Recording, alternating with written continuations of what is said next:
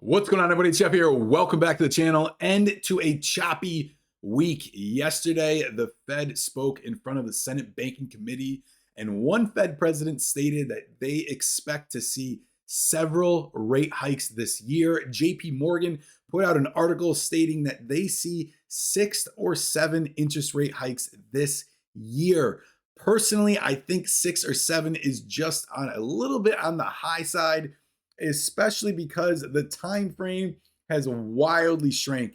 You remember they were talking about interest rate hikes for about 6 months now. The time frame originally was not till the end of 2023. That shrank down to the end of 2022. Then it got to be 2 or 3 rate hikes beginning in the summer of 2022. Now we're all the way in March, and now apparently we're seeing 6 to 7. I do think 6 to 7 would completely shock the market and the economy. I understand we're trying to combat inflation and they have got themselves in a bit of a pickle.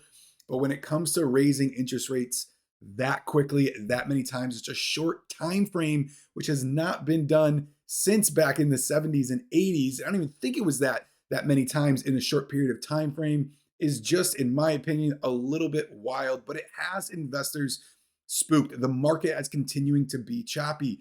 In this video, I want to talk all about AMC because I haven't covered this, perception in quite some time. So I'm just going to break down what is happening, especially as it relates to the price.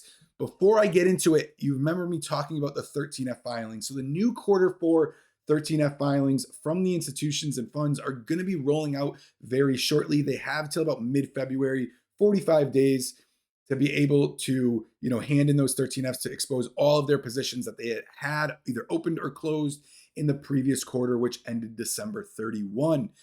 But you also remember me talking about about a couple of weeks ago that some of these 13F filings, there was a lot of funds and institutions that have gotten out of their positions, all right, after they saw some green in the 60s in that June run up, which is natural. They ran up about, anywhere from about 100%, some of these funds. So it's completely natural for them to close some of their positions.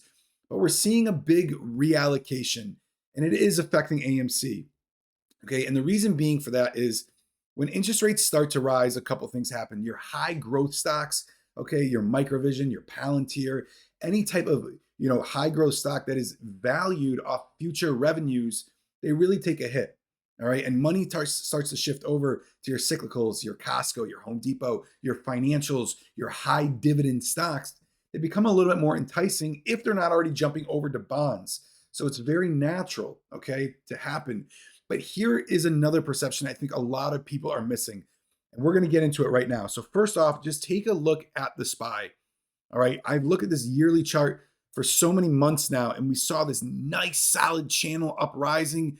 We saw the massive dip finally breaking through the 50, getting down to the 100 before recovering, making all-time highs, which we just recently hit at the start of this year. But if you look, it's just been a wild, choppy channel where we are gapping, and the SPY doesn't normally gap like this, and we're seeing these gaps and these highs, these lows, these chops, these ups, these downs.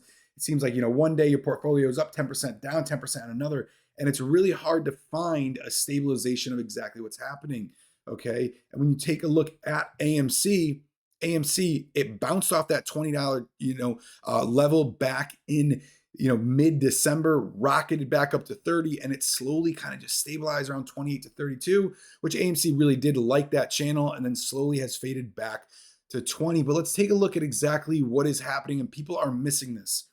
Here's an article all the way from December 14th. The margin debt is down 1.8%. In November, it's still near record highs. However, this was a big drop. And when you take a look at the chart that shows the amount of margin debt of the yearly percentage change, you can see it's been on a downward trend. Now, this is exactly what had happened. I'm going to break it down for you. So in March 2020, when COVID, first came out, the lockdown started happening, the market tanked. On top of that, the Fed tried to do everything they could to keep the economy afloat. That's when they talked about stimulus. They lowered interest rates. And as soon as they lowered interest rates, funds and institutions sat there and said, we can borrow money for next to nothing. We have a market that absolutely knifed. And anytime there's a massive knife, okay, it's bound to bounce back up. It might not bounce back up to all-time highs, but it's bound to bounce back up. And they said, listen, let me borrow everything I can. I'm going to pay next to nothing on it and let me dump it into the market.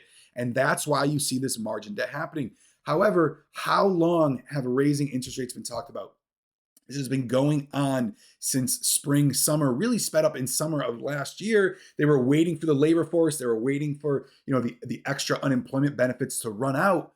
But big funds and investor and institutions have been planning for this. And that's why you're seeing this drop in the margin debt. And I'm willing to bet because the time frame has gotten even closer. They thought they had 6 months, now they've only got 3 months.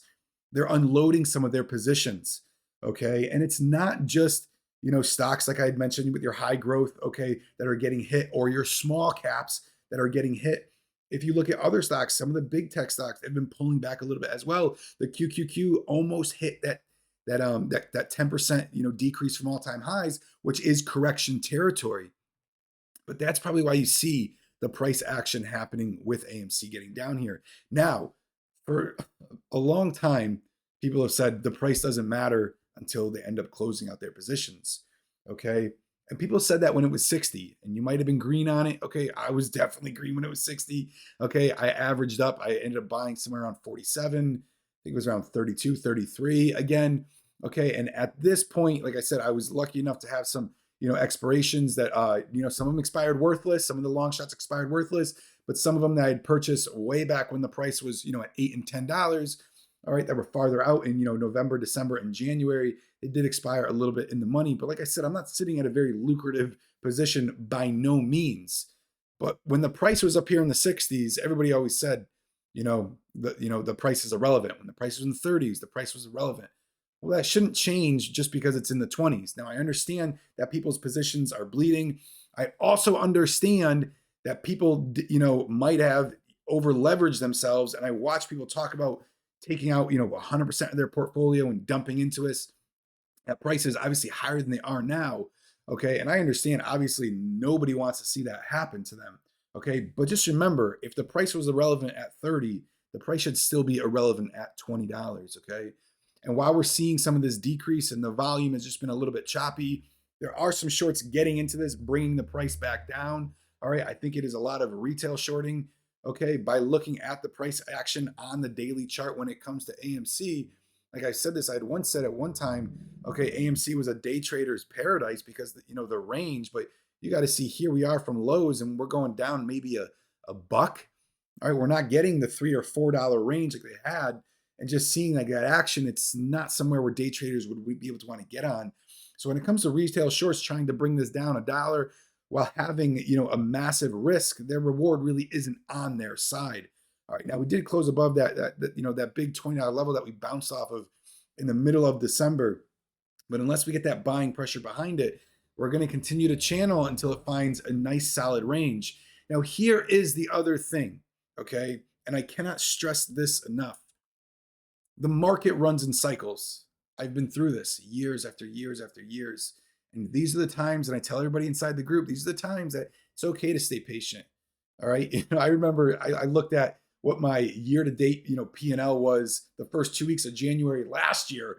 All right. When I would sleep in and barely make any trades, and you had Neo running and every other stock was, you wake up and you're like, wow, I'm up another $5,000, another 10 grand, another 15 grand. It was crazy. We're not in that market right now. However, okay, it will come back. And you have to remember that. And if you're new to the market, well, that's what I'm telling you. And go ask somebody who's been in the market. If you're sitting there, I don't really trust you, Jeff. That's fine. I understand that. Go ask somebody else. Go do some research. The market runs in cycles, and all the plays that get beaten down will eventually get hot again. Just like, okay, all the tech stocks. All right. You look at Peloton. You look at Zoom. Okay. You look at some of the other stocks that were skyrocketing during the work from home, the remote. All right. And all of your other stocks, your travel leisure, your AMC was beaten down to $2 because nobody was going to the movies. They scooped those up again. The market's going to continue to run in cycles. And I know sometimes staying patient isn't always the easiest thing. And I'm saying that because I'm human and I understand that. But just remember, it does run in cycles, and this cycle will come back around. So guys, that's it for this video. I'll see you in the next one.